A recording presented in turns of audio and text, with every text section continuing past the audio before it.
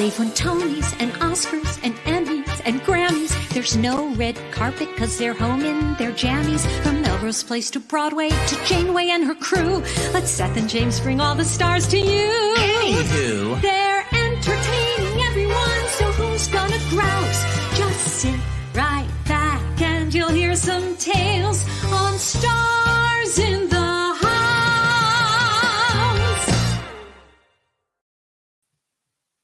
Hello, everyone. Hi, everyone. Welcome to Stars in the House. I'm Seth. I'm James. And why the weird pausing? Because I was trying to see if I could get Bagel I see. in here. There's Bagel. Our doggy for those of you that follow the Bagel saga, he just had surgery. And the good news is he's recovering, but he has to be on basically bed rest for 4 weeks. And the bad news is he's recovering. He's recovering so fast. So he couldn't walk. His whole spine was crazy. He had to get this crazy major surgery. And I was walking great. But he's so active and he has to be on quote unquote bed rest. So he's a nightmare. Yeah, he's a bit of a nightmare. So as many of you know, this is for the Actors Fund. This is our daily live stream that we've been doing since March. The Actors Fund, as we tell you, is for everyone in entertainment, in the arts, across the country. Whether you're an actor or you're behind the scenes, the Actors Fund is there for you if you need help. If you need help, go to actorsfund.org. If you are able to give, and boy, you know, we didn't have a show for a couple of days, and we get a report from Maggie. We love Maggie at the Actors Fund, and it's like not only are we still surprised that people are giving, people give, I guess, because they're catching up on the episodes. They give when we're not live. It's like when I looked at it in the middle of the night, we'll get a crazy giant donation. It's like wow. So we're actually. By the way, if you can give, go to starsinthehouse.com. If you also text Fund 2020 to 56512.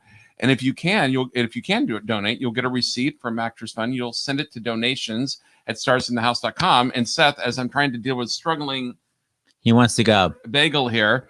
We are up to forward your receipt to donations at starsinthehouse.com, and then we'll read them out on the air, Jerry Lewis telethon style. Yes. What do we have? Are up to $591,300 raised for the Actors Fund. That's right. Yeah, money's going great, but as soon as the money comes in, it goes right out to the Actors Fund to help people pay literally just things like rent and pay their groceries and pay their medical bills. And your sister, Seth, always has a very accurate yet funny comment. I mean, I can't tell you what a nightmare he is. He just wants to run around and we're like, you're not allowed to move. Oh my God. We literally, by the way, all he wants to do is jump on our bed, and we have one of those beds that's like 45 feet in the air. So we put him probably causes injury. Yeah. So we put him in a little playpen, and would not stop barking, would wake up at 6 a.m. in the morning. Finally, we took our whole giant king-size mattress and laid it on the floor, and we slept with him on the floor last night with him on the actual bed. He literally slept till 9:30, and he was like, do not disturb me. It was like his first good sleep. In 2 weeks. Oh, my God. We're on the floor. Okay, two things. Hey, honey. One. Oh, the thing for tomorrow. Shouldn't we tell them? Yeah, so if you watched us on Saturday, I was kind of off screen for most of the show. That was a big show too. What was it? Humane Society. I'm sorry, Friday's show. Friday, Humane Society for show. The Humane Society. And I was off screen most of the time because we were working on a top secret project. Big project. This project is not Stars in the House. This is me and Seth as private citizens. But it is for Fair Fight, Stacey Abrams' organization down in Georgia, and it's for us to do our part to get out the vote and for people to register to vote. Yeah. And so it was just announced today, the song that we've been working on with over 50 performers. Actually, I don't even know if it says it on there, the name of the song, or is it at the bottom? It's Georgia on My Mind. Georgia on My Mind. With so many amazing people, it's beyond not released and it's not even mixed, but I can play just some of it. It's a vocal arrangement, which you won't actually hear because it's the beginning by Michael McElroy from Broadway Inspirational Voices, but you'll hear the arrangement by Joseph Joubert. And these are just the opening soloists. You'll hear I think it's like Billy Porter, Danielle Brooks, Ruthie Ann Miles, Ben Platt. So this is just the opening. We're still mixing it, but just to give you guys a heads up. And like we said, it's just us as private citizens. Yeah, but so we're not having a show tomorrow because we have to go to this event. Yeah, we're going to go to the event, and hopefully people will go to our social media and find out information about it. Danielle Brooks, Georgia, Ruthie Ann Miles, Georgia, Billy Porter, the whole day through. Ben Platt, Just an old sweet song. Ephraim Sykes, Georgia, Jose Lana, on my mind. Tracy Toms, And then it gets like crazy. Just leave it at that. I mean, the riffing. I'll give you 2 seconds of the crazy riff. Just you can't believe the riffing that we had. We're trying to edit the riffing together because it is so crazy. And let me tell you, and doing it with this one, pulling nonstop while we're emailing, mixing, all remotely. It was one thing to do. Hold on, where is it? Broadway for Orlando, and do it all in one room at one time, and then the mixing me and Seth and Michael Corder the next day and doing it. To get 55 people or whatever it is from around the world sending in their videos during a pandemic over Thanksgiving weekend, it was crazy, but it came together and it's amazing. But this is Natasha, Yvette Williams, Kayla Settle, and Billy Porter riffing, and they all riffed a million measures. We had to choose the best riffs. It's so hard, but it's so amazing. I don't know if you can hear it. Hold on. Here we go. Okay, just a little bit.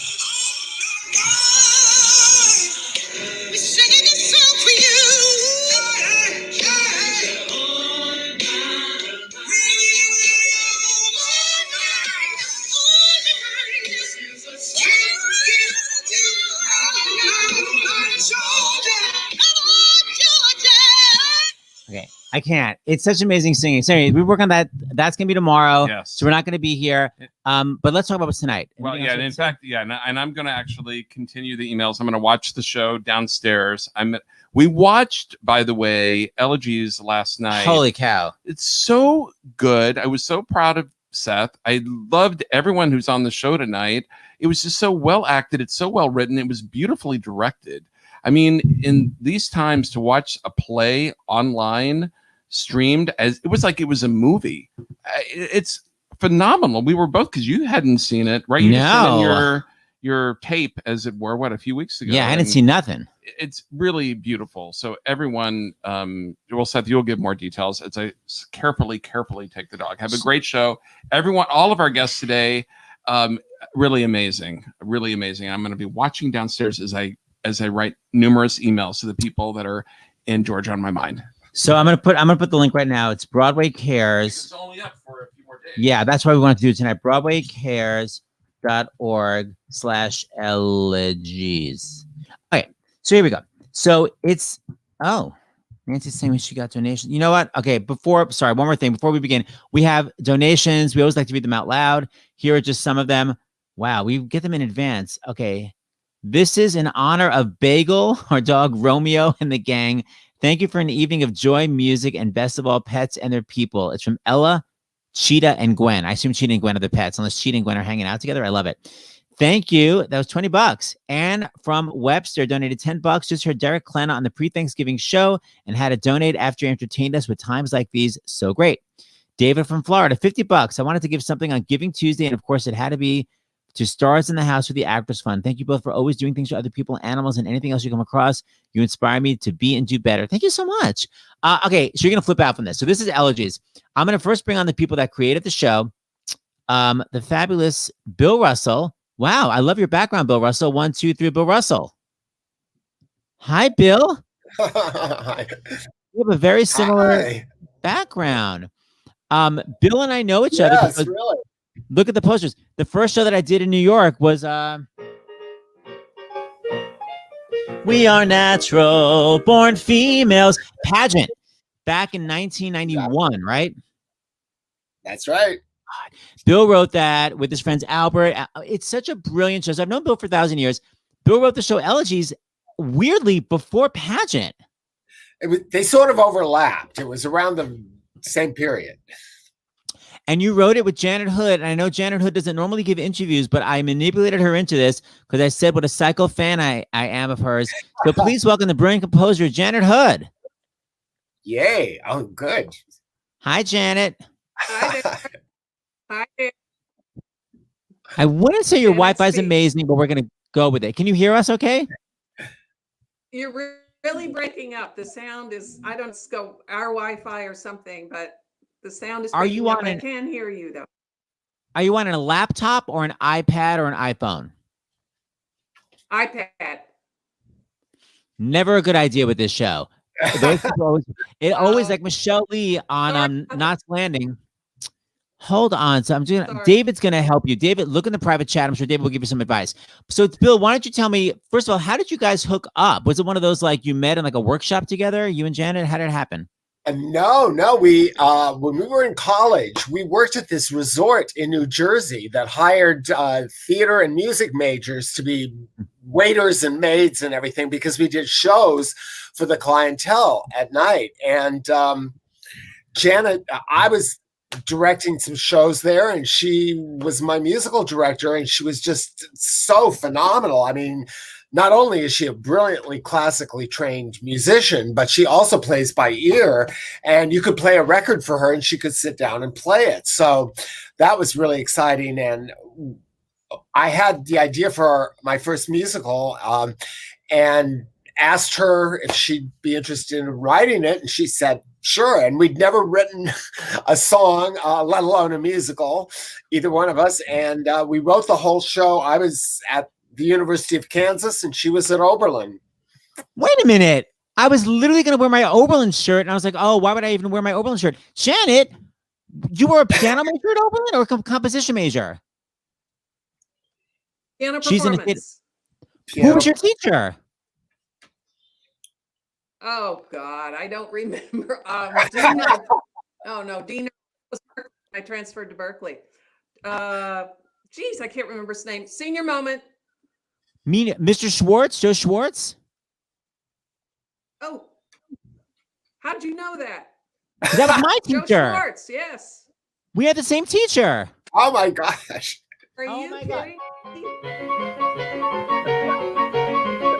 Anyway, oh my God, I love that we had the same teacher. I loved it at Oberlin. I did not transfer because I actually enjoyed myself. Okay, so Bill, how did you come up with the idea for this? Because I'm going to say it's a downer, but it's definitely kind of a heavy show. So why did you decide to write it? Was to exercise your own demons? Your friends were sick? What was happening? It was, my friends were sick, and I saw the initial unveiling of the Names Project quilt, and I've written this kind of free verse for decades, and I was interested in trying something longer, a bigger project in that form because I'm so comfortable.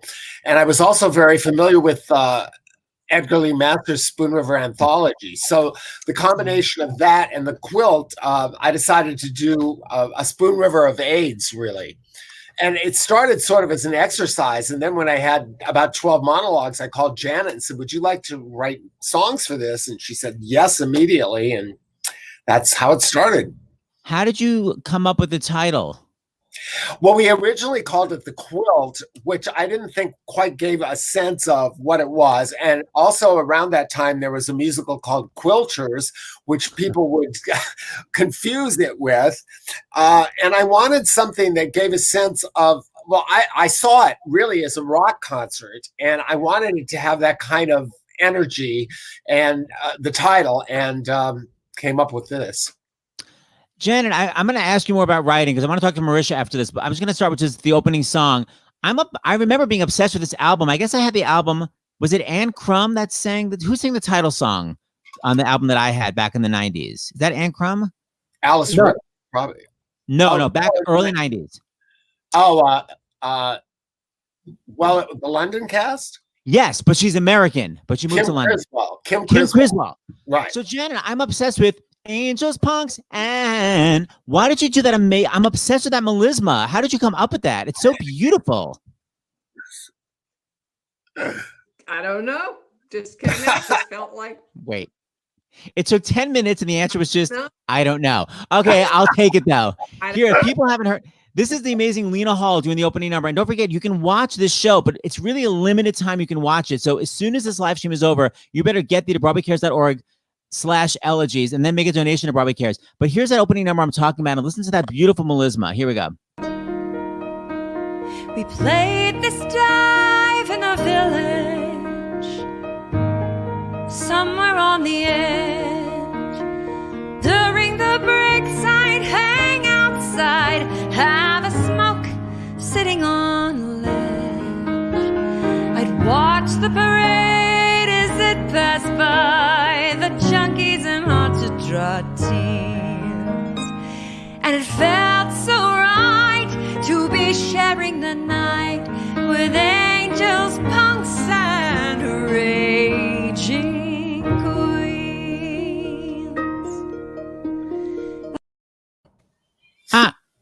Literally, it like makes me cry. Like those chords are so beautiful.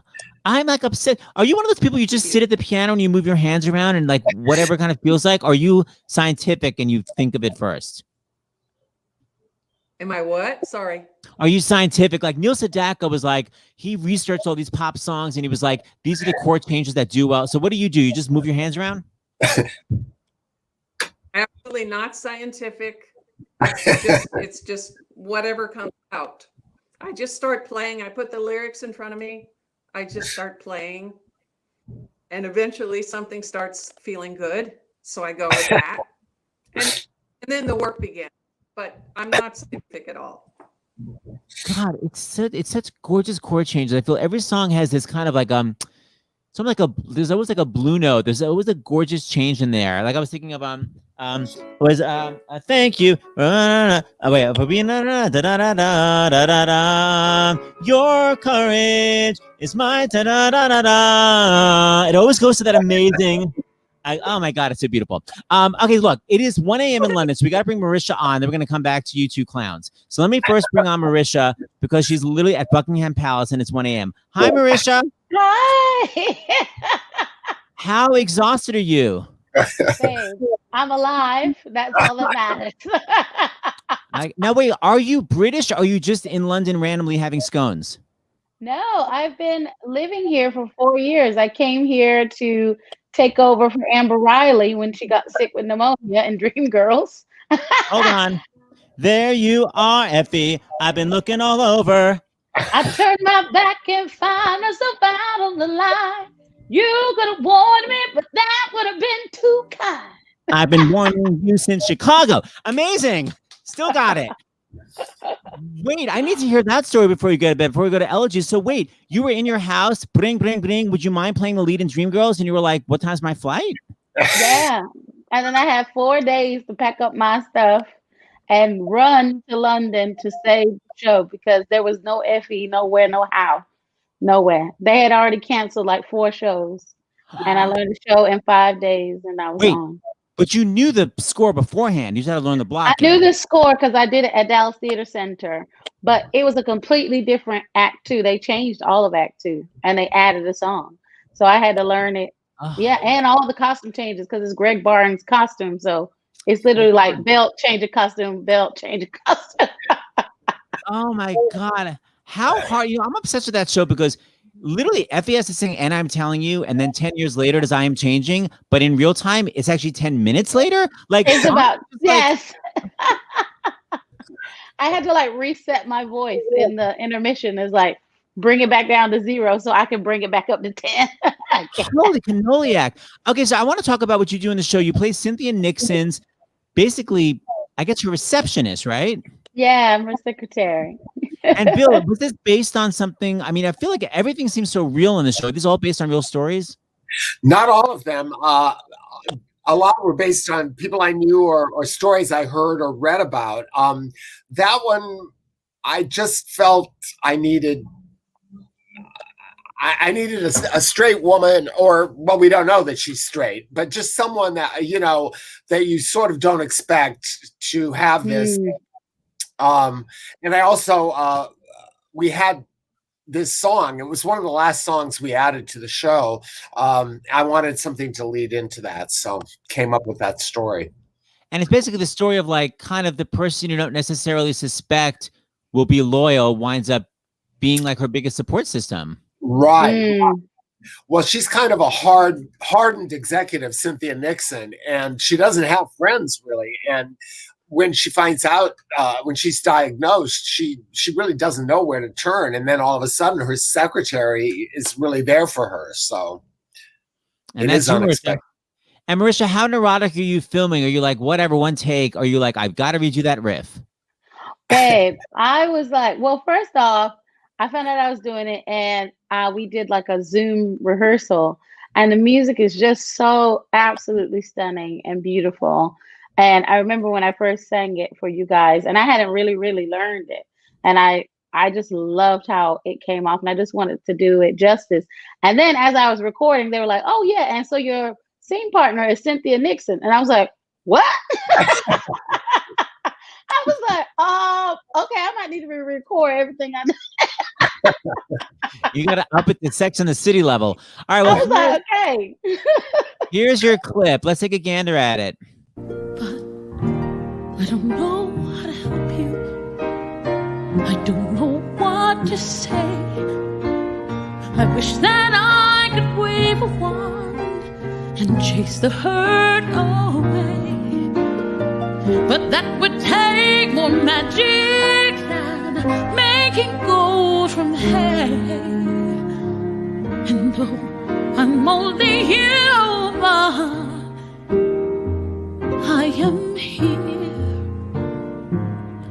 always here.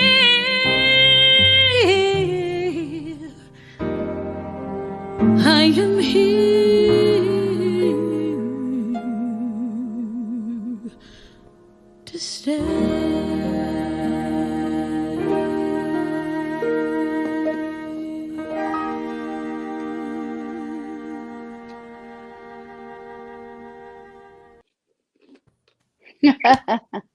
Wow. Oh, it's so beautiful. And the direction is so great. All right, Marisha, I'm gonna let you go to sleep. We're gonna have an Effie reunion. I'm gonna bring a lot of different Effies. So I'm not joking. We just had a Glinda one. So I'm gonna be in touch. We'll do a whole Effie night. Let's do it. I'm excited. Thanks so much for having me on. Thank you. My God. I hope y'all get my album on Friday too, while you're at it. Wait, you have an album coming out on Friday? Yeah. I have an album How do we coming out get on it? Friday. You can get it on all platforms, and you can get signed copies at marishawallace.com. It's going to be on Apple Music, Spotify, everything. You'll see it on Friday. I'm gonna also contact you to come on my radio show. So Let's do it. All right, so we'll be in touch very soon. You go We'll to be sleep. in touch. Love you guys. Mwah. Thank you so much for Night. having me on. Great job. My God, that was great. Okay, I'm gonna go back to this. So speaking of that great direction, let me bring on the director, Mr. Justin. Well, used to be Justin Ross, but then he owned his Judaicanist. Now it's Justin Ross Cohen. Hi, Justin. Hey, Seth. Yeah, I heard Ethnic was in. Not since Gregory Gardner. I love it. And I just must correct. I'm the co-director with my friend of almost 50 years, Bill Russell. You know what? I should know because I was an actor, and my God, you actually both did direct me. So there you have it. Yeah, you were totally right. A thrill. Yeah. Now, a friend of almost 50 years. How did you clowns meet? We met doing a show called Brainchild, which was written by Michelle Legrand and Hal David. And it was produced by Adela Holzer, the woman who was sent to prison for embezzling all of her investors. And it was in 1973. Yeah. And I was 19 and got this Broadway show, and it was just so awful, and knew it was wrong. But, you know, you go, hey, what do I know? I'm a kid. And Bill and I bonded. He was assisting the director, and that's how we met. It never came into town. The show closed in Philly. I think she was arrested at the airport with like all this cash on her after Teddy and Alice, whatever that show was. Yeah. Wow. Scandal. Okay, so Justin, just give me one chorus line story. We're gonna have a chorus line reunion with more people, but you know that's where I first saw you doing chorus line when I was trying to sub on that show. Give me some great chorus line or Michael Bennett or something story. You know, Seth, the first thing that comes to mind is just gratitude. Okay, here's a little story. When I was 19, I was doing the magic show, and I got a call. Michael Bennett would like to see you down at the Public Theater for this workshop. And I was like, oh my God, Michael Bennett, you know? And I went and I sang my favorite song from my favorite musical at the time, My City, from Seesaw, which is the prostitute number. And I choreographed the heck out of it. And I so funky. Zooped and you know, Michael and Bob and Bjork all kind of went, oh, well, thank you. And I got Pippin, shortly thereafter, and did that for a year and a half. And then when Michael replaced the original Broadway company, he took a bunch of us out of Pippin and put us in Annie Reinking, Sandal Bergman, Catherine Wright. And at the audition, he played Zach, and he was at the back of the house, and I came out to sing my, 32 bars, and he said, "Justin, don't stage this number. Just stand there and sing." Well, I had changed my audition song at that point, which was a 1930s, jazzy song, and I toned it down. He gave it to me, man. He gave me the opportunity to play Gregory Gardner right there. And if I may just indulge to all of you future Gregs, Michael Bennett on the first day of rehearsal leaned down and said in my ear, "Put this on the first page of your script. Greg is a king, not a queen." And that was the key. And I'm always grateful that he picked me. And that's my Chorus Line story. Oh my God, I love that show so much. So I love that you two co-directed it. That's what we love the direction of this. We love the way it looked. And Janet, I didn't know that James Raitt had done, did he do the orchestrations or the arrangements? What did James Raitt do? James Raitt did the orchestrations. Bonnie Raitt's Yeah. cousin. Shortly before he died, really. We added the orchestrations for the West End production in 1993, and in fact, opening night in the West End, I didn't want to call the cast for rehearsal, but I wanted to bring them all together to sort of focus on why we were doing this. And during that meeting, James came out and said, I have AIDS. And it was like a devastating moment because everybody loved him and his work, of course. And it really brought it home. That's for sure. James, it's all very sad, but he really is very responsible for my career because he really gave me my first breaks in New York. He got me pageant. Oh, so sad. He got me Forever Platinum pageant, and he died so young. He died at 41. Right. Oh, it's so sad. He was so brilliant. Those vocal arrangements in Forever Plaid are not only beautiful, but hilarious. I mean, he really knew how to do both, and that's why pageant was so great. Yeah. He was just a musical genius, man. And I love that you got the harp and the cello. I mean, it's so beautiful the way it sounds. Is this going to be an album? This new version?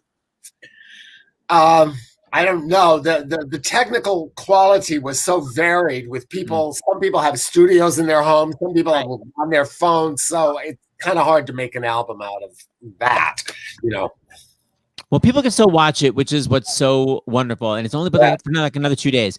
So I want to bring on some of the actors and show some of their amazing work. Let me bring on, by the way, Jay Harrison. First of all, hold on. I'm bringing you on. Jay Harrison Gee. Hey. Hi. Are we supposed to call you Jay or Harrison? I never understand people have a first Just initial. Jay. Jay is fine. And what does the J stand for? Is it a secret? No, it's not a secret. It's Joseph.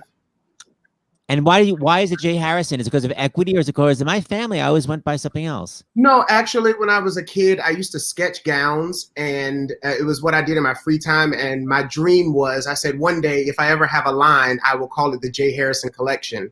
And so when thinking about my, equity name and all the things, I said, well, I'll just go by Jay Harrison and everybody will call me Jay. Adorable.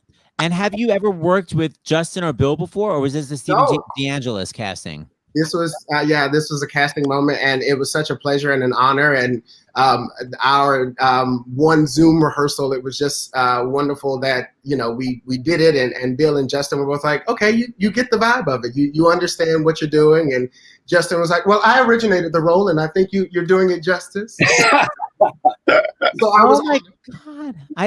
I love that it took place on basically every article of clothing I have is from Provincetown. So I was so happy when I got to be in the background for the scene, like wear one of my Provincetown tank tops. I'm like, I'm perfectly cast because my whole wardrobe is Provincetown.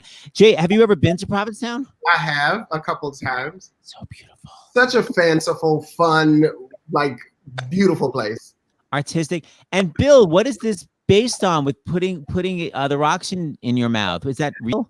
Well, yes, this is very autobiographical, and there were 5 of us. All the others are gone now, but the photo that frames that segment is the actual beach where we were doing that.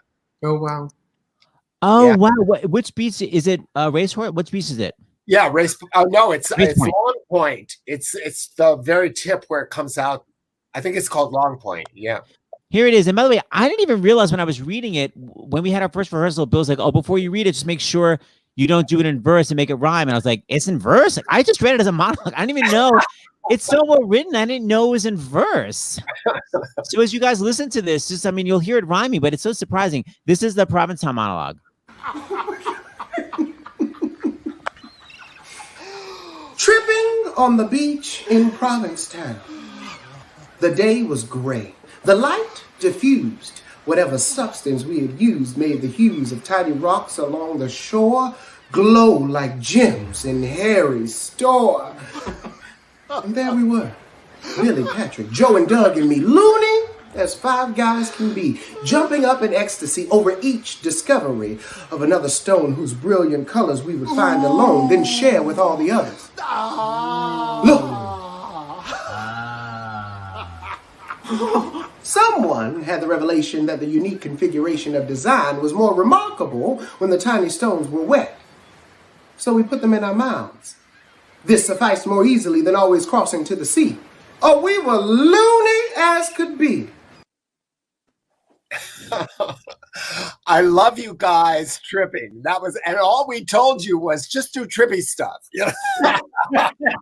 You said act weird.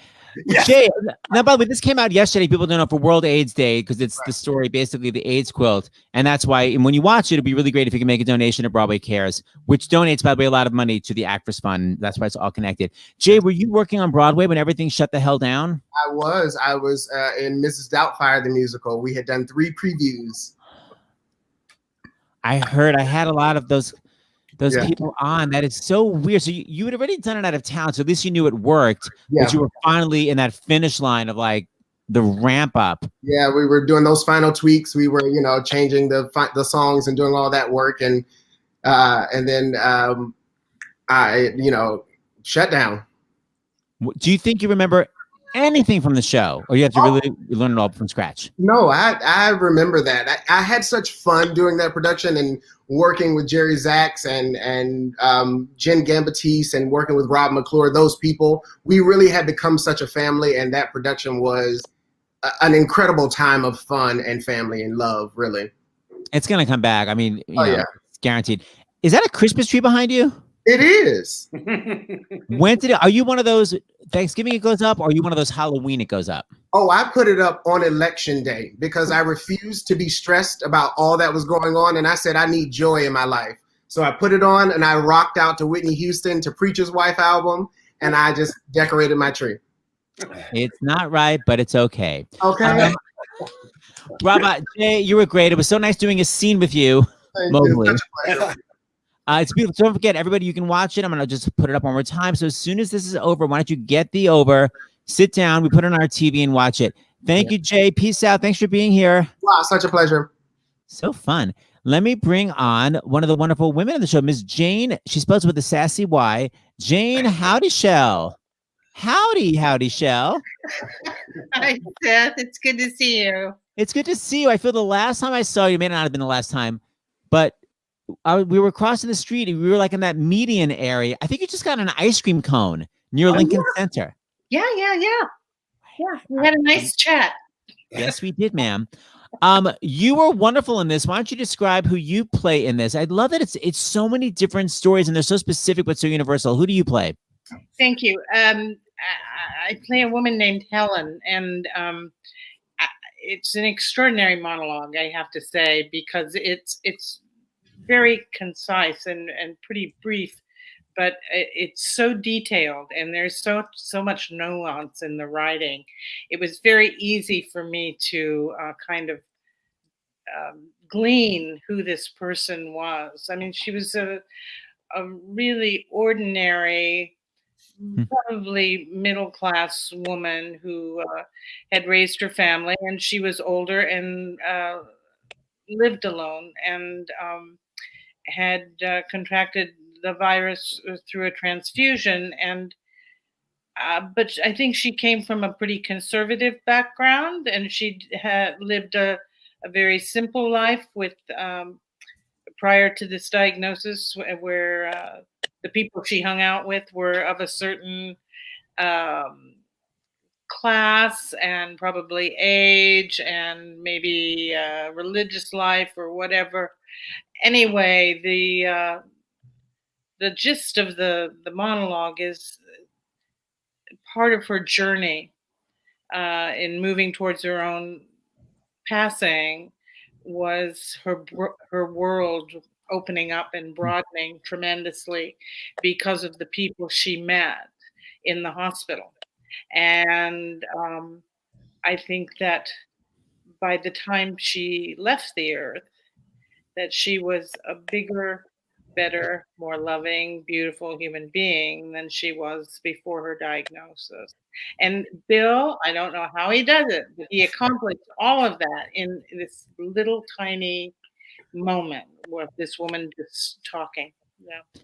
And Bill, is this one of those things where you thought to yourself, wow, these AIDS wards have all different types of people. They must all be meeting these people they've never met before. Or is this based on someone you knew that suddenly connected with someone out of their world? I definitely had read a story about this woman who got it through a transfusion. It was actually in San Francisco. I think I invented the idea of her being on the drag ward with the drag, or on the hospital ward with the drag queen and all these other types. And, I was always, because they're individual monologues, I was always looking for ways to connect them or have people connect through them. So that was one that, and I love the juxtaposition of her and Varla Jean Merman. I mean, that's what one of the really fun things about watching this. It's like watching Law and Order when you go, oh my God, I know that person. Like there's so many people in this cast. I'm like, oh my God, like I've been friends with Varla for like 20 years. And oh my God, here's a little clip of it. And Varla's using her day makeup in this clip. Holy cow, there's a lot of makeup. You're going to love it. I made no fuss and did my dying on a ward, the only place I could afford, filled with types I never dreamed of. Wasn't that fate's final kicker? Freaks and grandma getting sicker. Before I knew it, I was caring, despite whatever they were wearing. And they enjoyed my company. Who would have thought it? Mercy me. So lovely. And oh my God, we have our own agent, our own casting agent, Stephen DeAngelis, giving some scoop. Jane's agent, Michael Kelly Boone, was an original cast member with Justin and Stanley Wayne Mathis. Yes. I love it. Stephen, now, Stephen's casting, was this, how the hell do you cast 53 people? Like, what did he do? How did he do it? Well, and especially right now where a lot of the agencies and press firms and everybody have laid off staff. So he would send 20 emails just to get one reply, about people. It was a daunting task, but it's the fourth time we've done the show together, and he so understands it, and especially understands Janet's music, which is not your typical Broadway score, So he really gets it, and he was relentless. He just kept going, He got such a great damn cat. Hold on, I just got to text my tech person, David, who is trying to enter. Someone's trying to enter the studio. Yeah, the cast is amazing. Jane, who asked you? Who the hell just left? Jane, who asked you to do it? Did Michael say I want you to do the show that I did originally? He did mention that when he called me. Yeah, I guess Stephen reached out to Michael Kelly Boone, and Michael said, "Do you want to do this?" And he said, "Oh, by the way, I have a little history with it myself." I have notes. I wish I had seen Michael in it. Here is where everyone can watch it. So we're going to take a little medical break. We always have Dr. John Lepu come on and give us a little COVID-19 outbreak. So everybody go to your respectivenesses, and then we'll come back to Elegies. So peace out to Jane and to Bill and to Justin. And now let's welcome the chief medical correspondent from CBS and from Stars in the House, Mr. Dr. John Lepu. Hi, you're muted.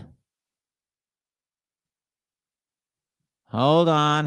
He's got to find it. Reading glasses. Unmute.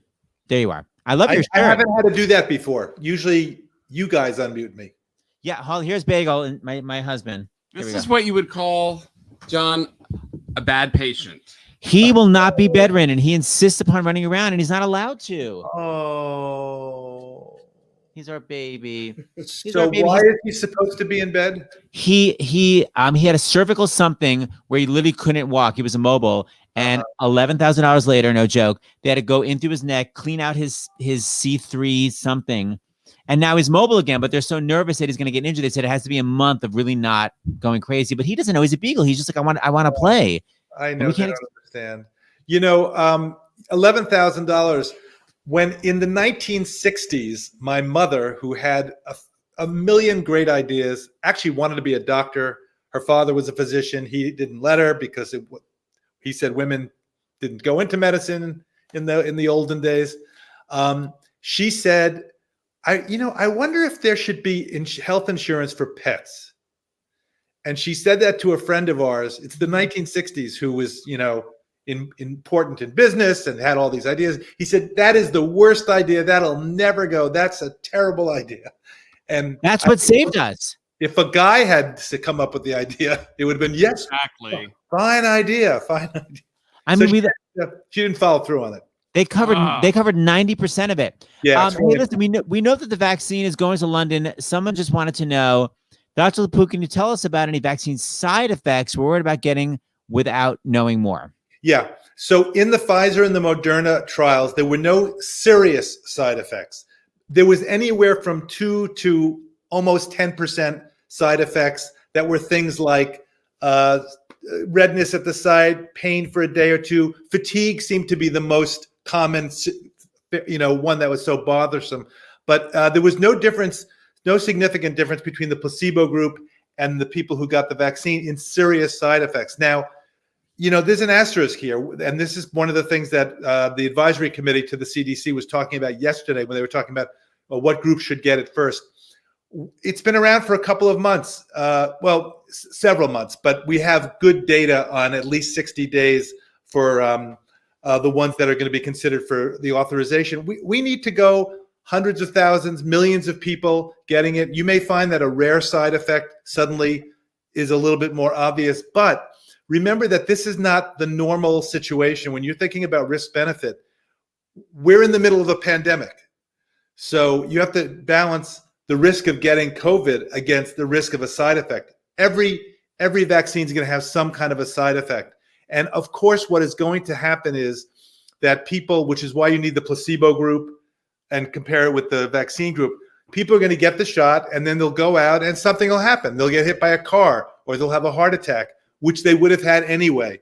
But of course, they're going to always link it, which is one of the things that happens when people get vaccines, and you understand why. So that's why you do the studies. There are going to be safety studies that are going to go on for years that are going to looking at this. And there are a number of different databases that have been set up all over the country to track this. I interviewed today Stephen Hahn, who's the head of the FDA, and I also interviewed Moncef Slaoui, who's the head of the whole operation Warp Speed for the country. And then I also interviewed a guy who's the head of the out in California, who is Dr. Reingold, who's the head of figuring out who gets the vaccine first.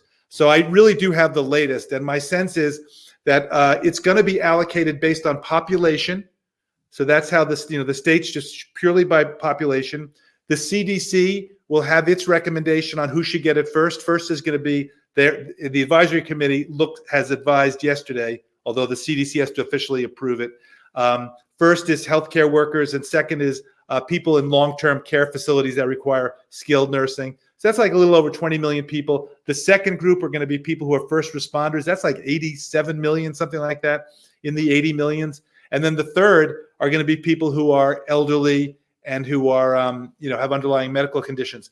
That's a general recommendation. When it comes down to the nitty-gritty of who gets it, the states actually decide that. And the health department in each state is going to decide it. So you're not going to have one uniform, here's what we do. And I said to them, it's kind of like you have, and it's really been, I don't criticize it here because I think it's going to be really hard logistically to roll this out.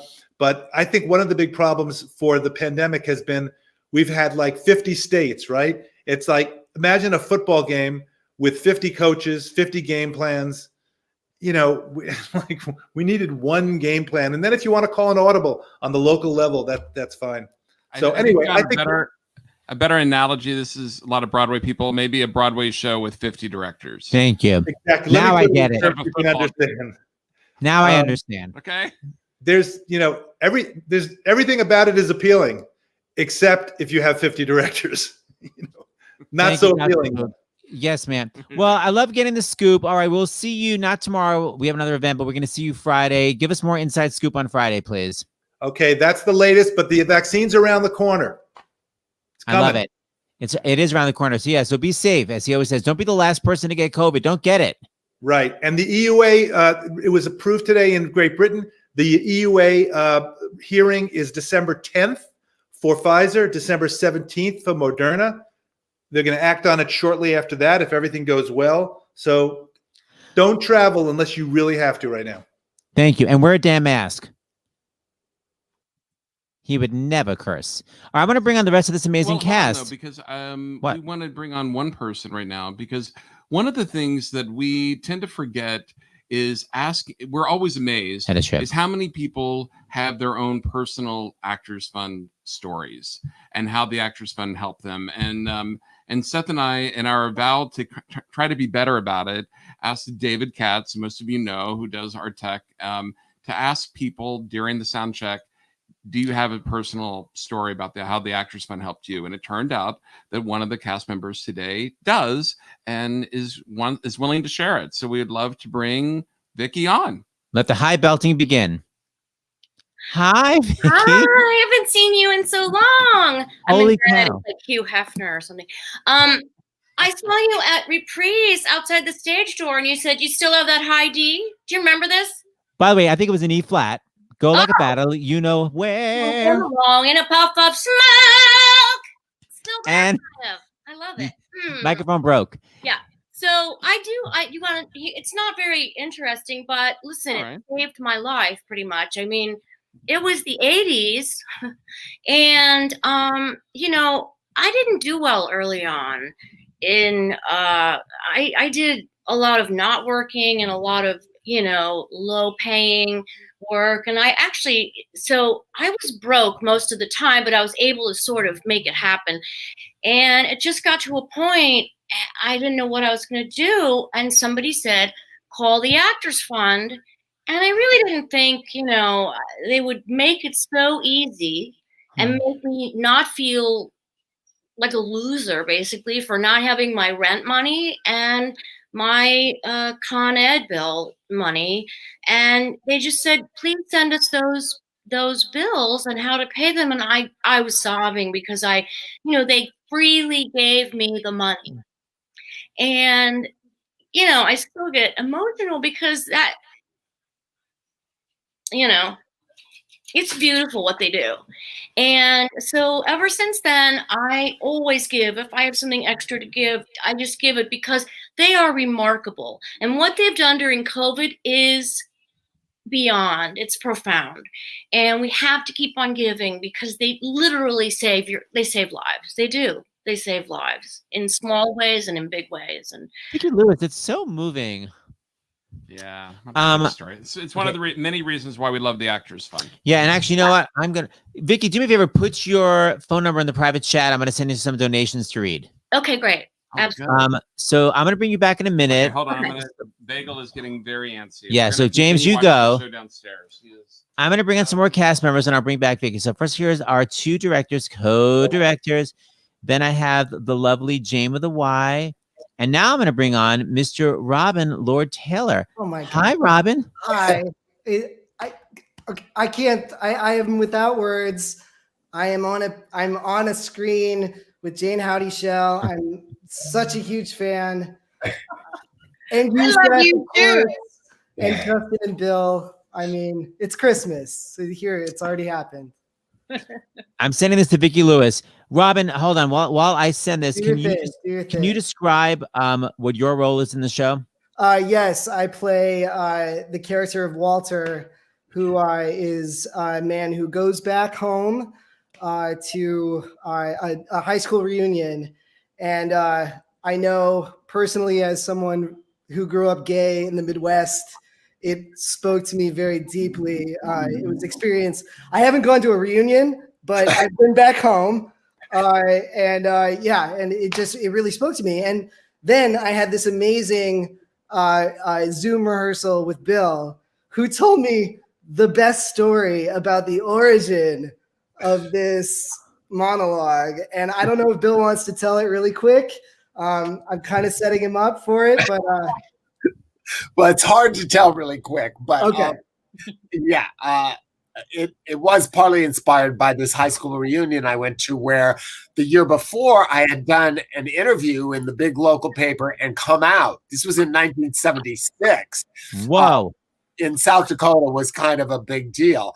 But I walked into the reunion. I had done some medication, let's just say.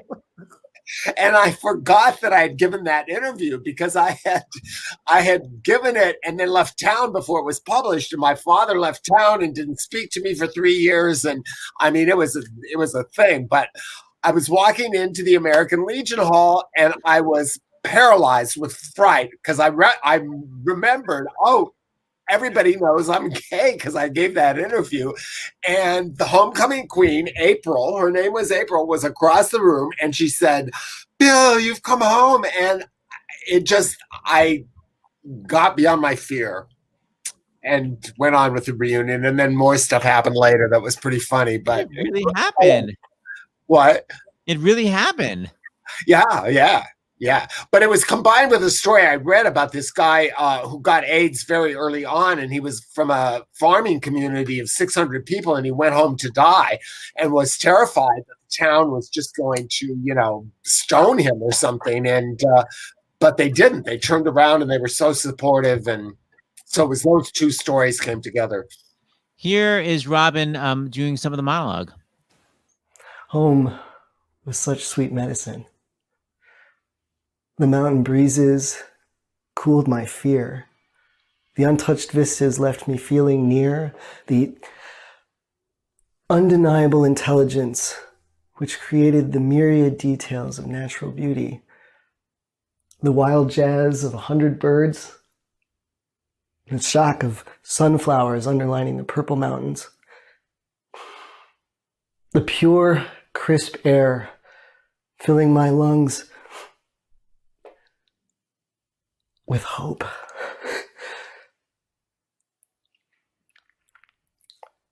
Dad said, "Well, son, if you're sick, you better come on home."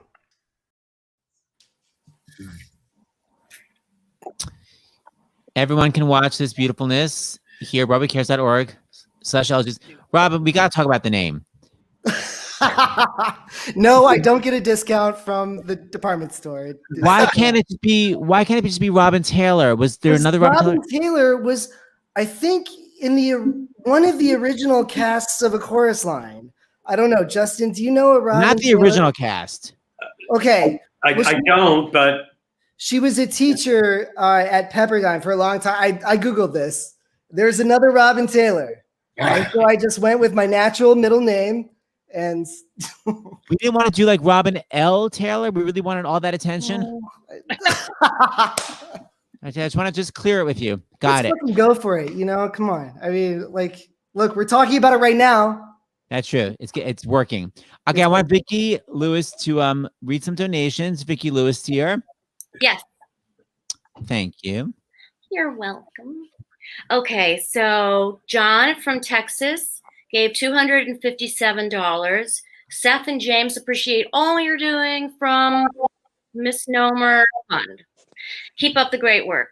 A special shout out to David Katz, who it appears keeps the train on the tracks. Thanks for all you are doing behind the scenes. Joe. Wait, by the way, I get the misnomer because I would say the Actors Fund is such a misnomer because it's not just for actors. That's what it means. I get it. I didn't get it. Didn't even know that. That took me a minute. Yes. I just got it. I just got a little slow. Yeah. Joe from Chicago, $10. Holiday love from Chicago. And thanks for the fabulous entertainment. Robert from Chicago, California, 103. Thank you, Seth and James, for doing what you are doing. You guys really are incredible. You guys are incredible. Aren't you? Yeah. I mean, appreciate it, but it's so fun. I mean, it's not hard work. It's like talking to amazingly talented people about amazing work. Vicki, you had I loved your monologue, and Bill, I really appreciated it because there are a lot of addicts I know, even when they get sober, they're like, yeah, I still really had a good time when I was fully acting out. So I thought it was a really interesting contrast. Vicki, what did you think about doing this monologue? Such an interesting character. Oh my God. I mean, first of all, nobody comes at me with serious material. It just doesn't happen. So for that reason alone, and it's just, God, it was beautiful. It's beautifully written. It's a heartbreaking character, yeah, I felt honored to be asked. You said earlier that you would email like 20 times till you heard back. I'm probably sure I was like 20. Well, I guess you can have Vicki Lewis because people don't usually come to me with that kind of material. But no, but I was honored, and God, Justin texted me. Justin and I have known each other for forever. So I was thrilled to say yes. Yeah, it's beautiful. Let's watch some of it. I just love it. God, I loved getting high. Any old drug I was happy to try.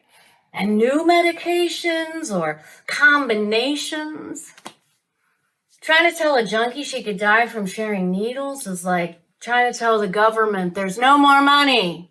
Honey, it just don't register. So it was absolutely no surprise when AIDS hit me right between the eyes.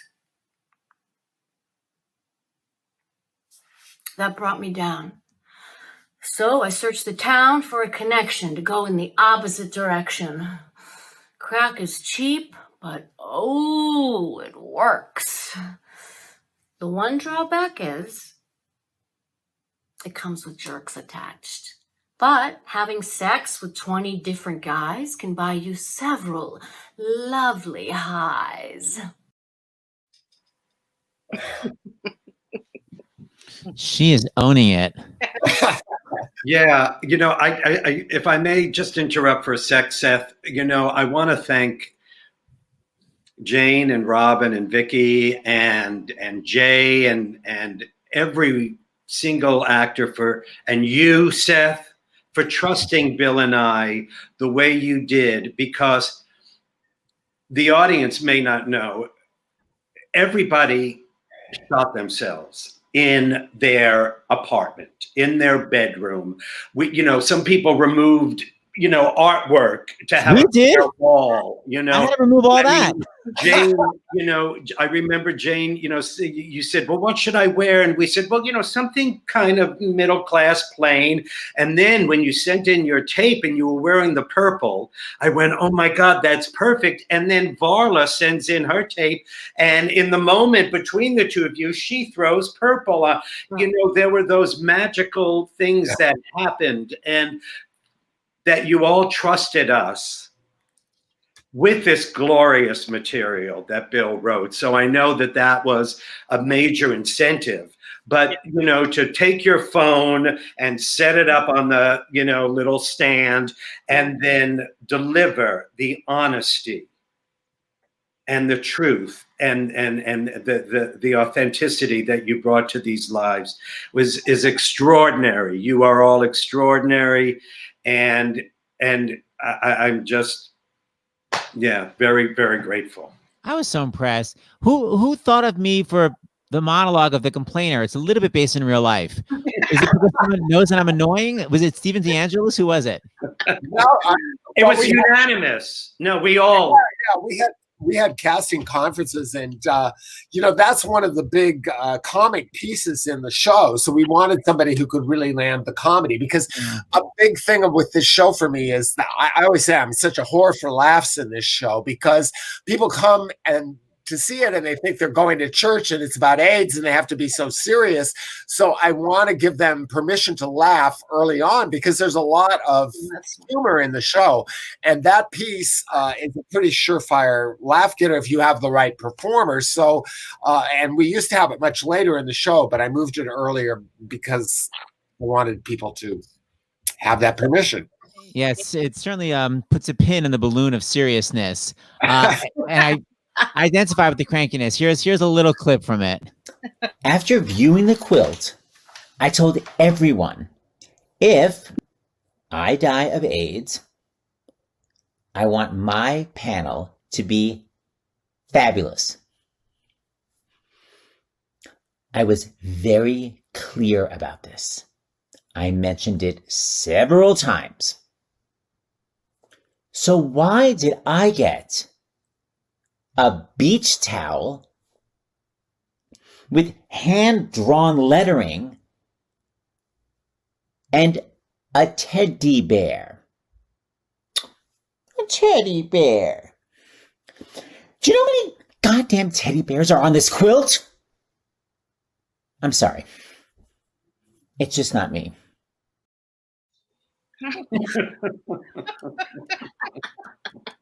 I stand by it. I mentioned it several times. Such an annoying person. Okay, I want to remind people again where they can watch, but I have two more. Well, I have a couple more things I'm going to show. First, I want to show that amazing song. My brother lived in San Francisco. Some of that. I used to be obsessed with that when I was younger, and I remember playing in concert for my friend Tammy Tappan and for Emily Skinner. It's a gorgeous song. Again, Bill, what was it based on? Well, that song, we had 3 monologues related to each other that led onto that song, which was based on the true story of these 2 brothers who were both gay and both died from AIDS, including one of their lovers. And when the first brother died, he left his estate to the second brother. And when he died, he left it to the lover. And then their mother went to court, and it was an ugly story, but it was 3 monologues. And as we worked on the show, I realized I needed just one. And the monologue that leads into the song now was based, my husband worked for years for a small law firm that handled a lot of gay clients. And the story really was true. They handled the case where these 2 guys got AIDS. They wanted to be buried together, and the one family was so, oh yes, you're our second son. Well, of course.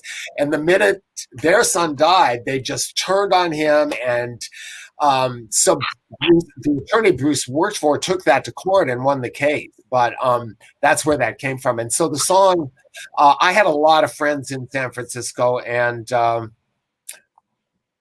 that came from all of that.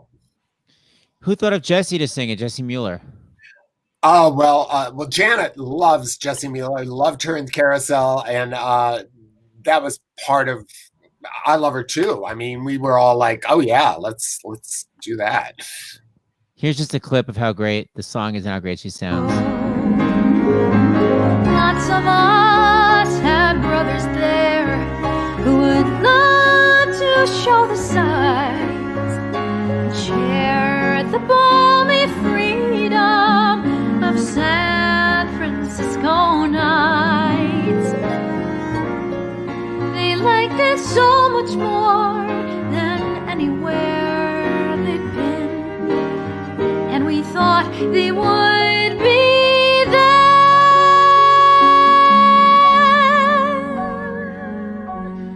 when we made it back again.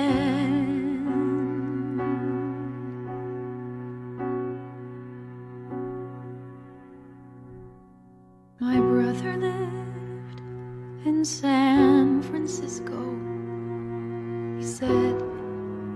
he finally found his place. And when I go to San Francisco, everywhere I look, I see his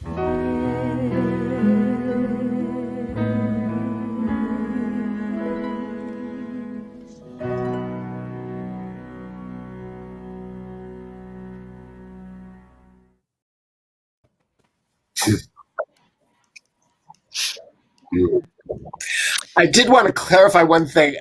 When I said that about 20 calls, it wasn't because we went to 20 different people. It was because nobody's staff was there and he just didn't know who to go to get it. I knew that's what it meant. It was the same person, but 20 different ways. Security is a heavy burden to bear. But Vicki, we had a direct connection to with Justin, so that was much easier than something. Bill, you have a big heart. Thank you for clarifying that for That San Francisco song, by the way, Kara, who volunteers with us and starts in the house, sent this photo of the San Francisco Gay Men's Chorus, where they have a representative of who survived from the beginning of the chorus being formed and who died of AIDS. It's really a devastating photo. And just the people in white are the originals, and everyone else died of AIDS. I mean, it's beautiful that Elegies exist to just remind people of all the different aspects that people went through with AIDS. It's like, that's what's so fascinating about it. It's like, everyone had their own story. It's like the Holocaust. When you hear about the Holocaust, where some people hit. I mean, everyone has a different story, and it's amazing that it's documented in this piece. I need to go to comedy for a second. Vicki Lewis, do you remember doing the Damn Yankees Tony Awards, dear? Yes. How could I forget? Yes. Do you remember Michael Winther's involvement? Ew. So Michael, I'm obsessed with this. Michael was like, I do the song 8 times a week. I don't have to come to rehearsal. And it was a cut version of the song. And it was yes. And it was faster. And he was doing it. And he was like, oh my God, there's Sondheim. He's like, I think that's Sondheim's boyfriend. And at that moment, he was in the completely wrong spot on stage, had a weirdly run in front of Vicki, and then just like randomly like swung his bat. You see Vicki's like, what are you doing here? Anyway, I literally replicated. I have the clip. Just watch him. Oh my God, I love it. Oh yeah, because he's like, he's in the wrong part of the stage. He's like, I guess I'm gonna run. And you're like, why are you next to me? Here we go.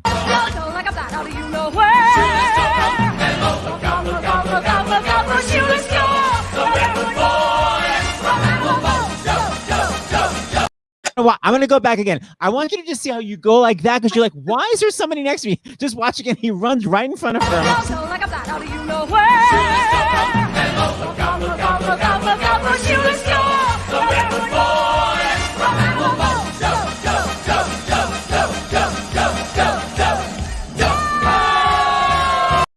Just bats and goes.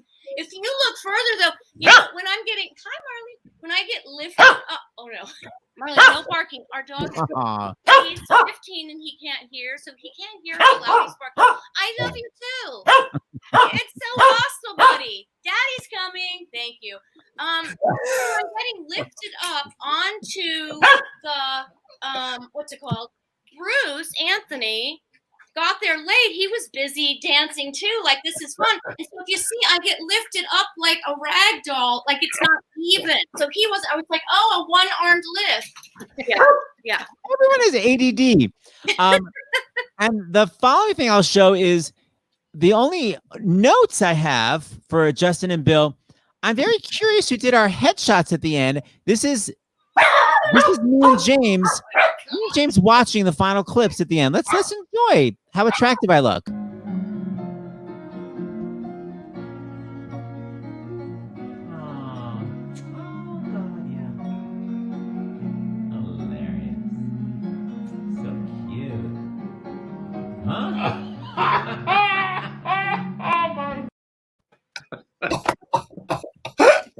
Sorry about that. Well, Seth,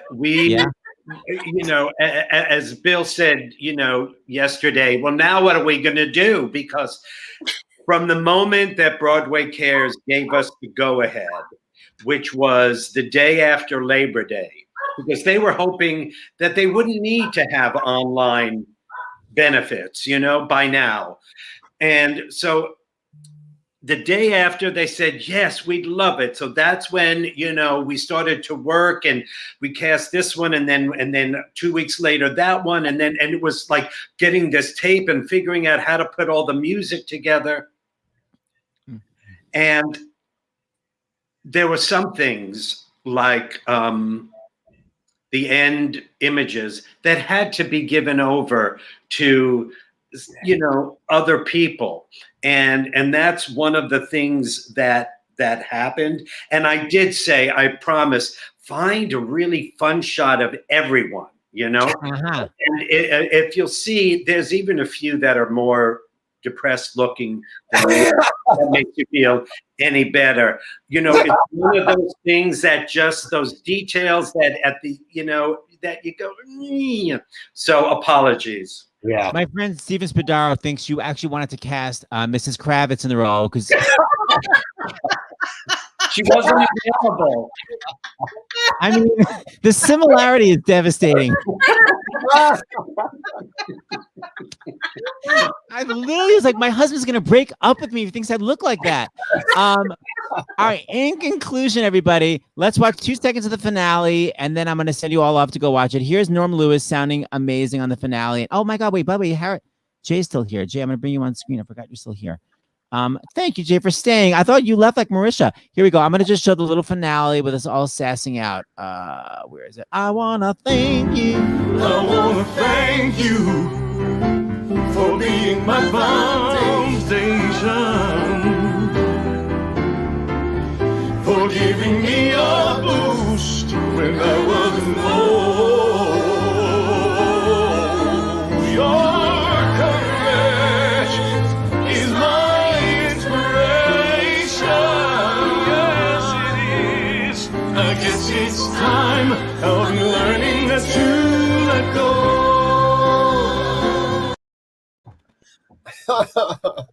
So great. So everybody can watch, but for a limited time, right there, BarbieCares.org/elegies. And just make a donation to Barbie Cares. It doesn't have to be big, but just try to donate something because all these amazing actors did this work. The writing is beautiful, direction, everything. Thanks for everybody being here. The comments are amazing. There's a lot of Robin, I love you from different places. Love you, Robin. You're an inspiration. People from across the ocean are watching. Hi from France. And Justin, your excuse about my horrificness didn't work. Keep digging, Justin. Nice try, sister. Thank you. Thank you, everyone. Great being. I'm gonna have more reunions with all different aspects. I'm gonna do a chorus line. Vicky, we should do Damn Yankees. So we'll all be in touch, as we say. I'm gonna run these final credits. If I could just find them. Where the hell are my final credits? 1, 2, 3. Hit it. Thank you. Thanks, everybody. Thank you. There's a little credit. Do I know my chords? I want you.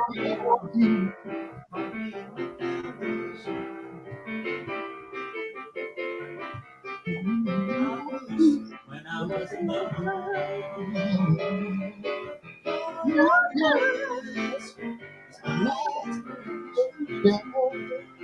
What's next for yes. I guess it's time to let go. Such great chords, man.